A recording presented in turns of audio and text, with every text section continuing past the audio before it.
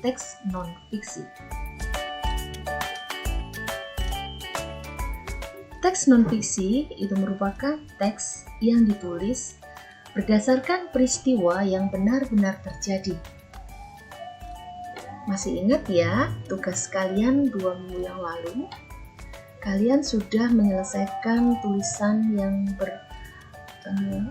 yang berbentuk cerita fiksi. Berbeda dengan teks non-fiksi, cerita fiksi ini berdasarkan imajinasi pengarang yang tujuannya adalah untuk menghibur. Nah, kali ini kita akan belajar bagaimana menggali informasi di dalam teks non-fiksi. Sekarang, apa yang dimaksud tentang menggali informasi di dalam teks non-fiksi? Di dalam Kamus Besar Bahasa Indonesia,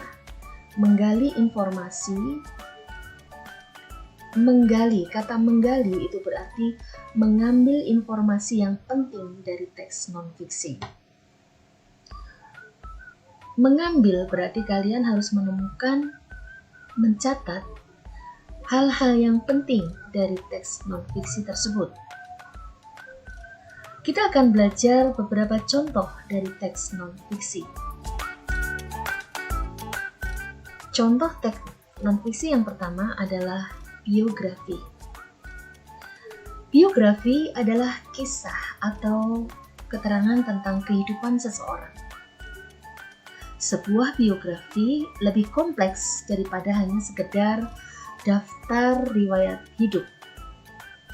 Di mana dia lahir, di mana ia meninggal, kapan ia lahir, dan sebagainya. Biografi juga bercerita tentang perasaan yang terlibat dalam mengalami kejadian-kejadian tersebut. Dalam biografi dijelaskan secara lengkap kehidupan seorang tokoh sejak kecil sampai tua, bahkan sampai meninggal dunia. Semua jasa, semua karya, dan segala hal yang dihasilkannya ditulis di dalam sebuah biografi tersebut. Contoh yang berikutnya adalah autobiografi. Autobiografi secara singkat pengertiannya adalah tulisan yang di dalamnya berisi tentang pengalaman, riwayat atau perjalanan hidup seseorang mulai dari masa kecil sampai keadaannya sekarang ini yang ditulis oleh pengarang sendiri. Di dalam Kamus Bahasa Indonesia, autobiografi atau autobiografi itu adalah seseorang yang menulis sendiri autobiografinya. Autobiografi berisi lika-liku kehidupan seseorang ketika melewati masa-masa yang sulit, masa-masa kegagalan, kesedihan, kebahagiaan, hingga bisa mencapai keadaan di masa kini. Penulisan autobiografi itu menggunakan sudut pandang orang pertama, yaitu aku atau saya. Kemudian, contoh berikutnya adalah sejarah. Teks sejarah itu bisa disebut juga babat atau riwayat atau tarikh atau histori, dapat diartikan sebagai kejadian dan peristiwa yang benar-benar terjadi pada masa lampau atau sebuah karya tulis tentang atau sebuah tulisan tentang asal-usul atau silsilah raja-raja yang memerintah pada waktu itu. Teks sejarah ini sudah kita kenal sejak kita belajar di bangku sekolah. Teks sejarah ini adalah peristiwa yang benar yang ditulis berdasarkan fakta yang terjadi pada masa lampau. Contohnya adalah sejarah perjuangan arek-arek Surabaya ketika mempertahankan kota Surabaya dari penjajahan. Nah, contoh berikutnya adalah tulisan ilmiah. Karya tulis ini berdasarkan ilmu pengetahuan. Karya tulis ini dibuat juga untuk memecahkan suatu permasalahan. Biasanya, karya ilmiah ini berisi sebuah data, sebuah fakta, dan solusi mengenai suatu masalah yang diangkat.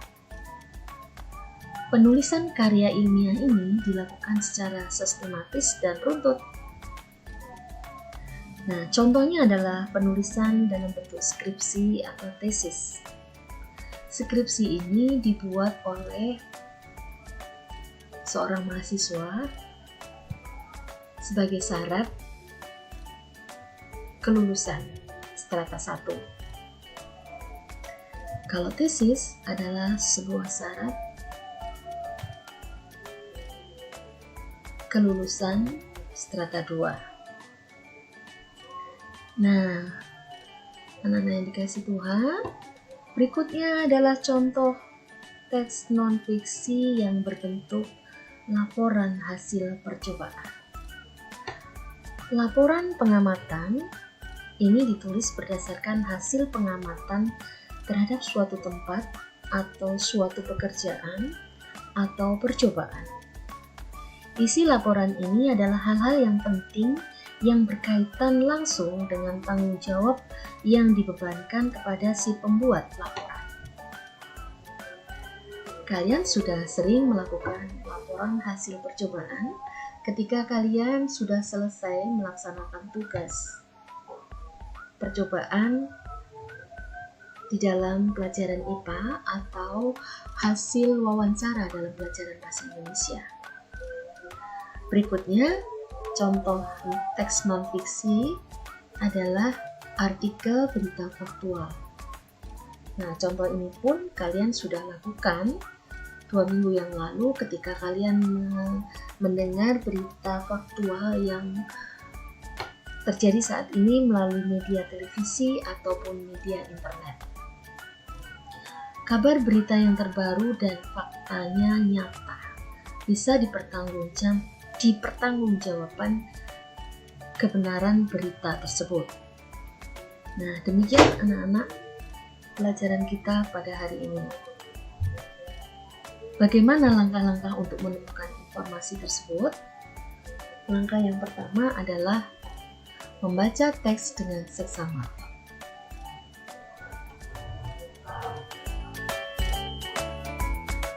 Ketika membaca teks dengan seksama, kalian juga bisa memberikan atau menandai hal-hal yang penting di dalam teks non-fiksi tersebut.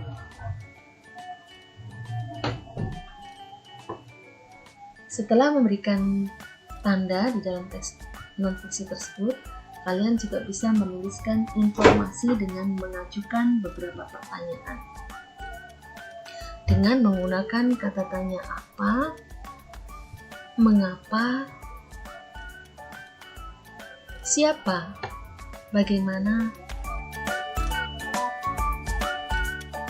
dan sebagainya. Setelah mengajukan pertanyaan, kalian juga harus menjawab pertanyaan tersebut sesuai dengan isi teks. Kemudian, dari beberapa pertanyaan yang kalian ajukan, kalian bisa menuliskan kembali menjadi kalimat-kalimat yang jelas, menjadi kalimat-kalimat yang efektif, yang disampaikan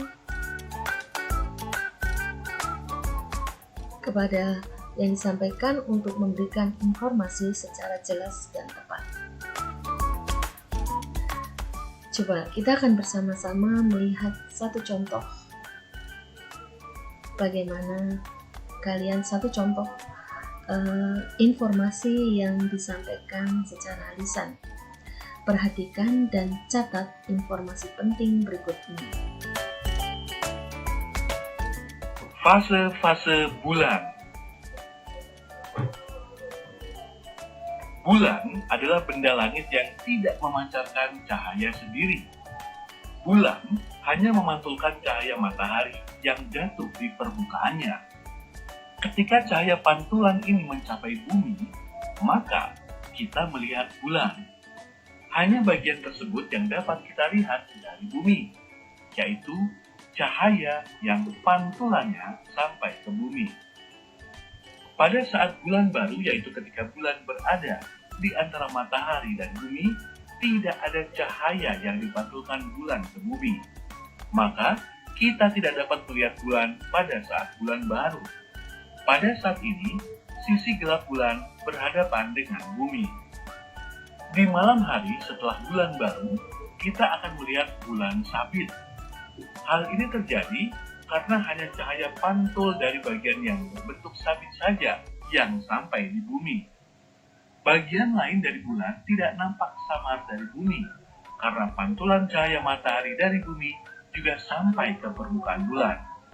Bulan sabit semakin hari semakin lebih cembung, hingga akhirnya di hari ke-15, bulan tampak penuh. Hal ini disebut bulan penuh atau purnama. Setelah bulan penuh, hari-hari berikutnya bentuk bulan perlahan menjadi kembali ke bentuk bulan sabit. Setelah 15 hari, kembali terbentuk bulan baru. Perubahan-perubahan bentuk penampakan bulan dari bumi ini disebut fase bulan. Fase-fase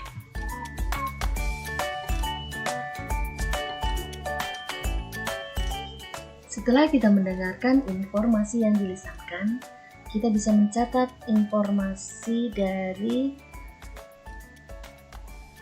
teks non-fiksi tersebut. Yang pertama adalah bulan adalah benda langit yang tidak memancarkan cahaya sendiri. Bulan hanya memantulkan cahaya matahari. Yang ketiga, bulan baru terjadi ketika bulan berada di antara matahari dan bumi.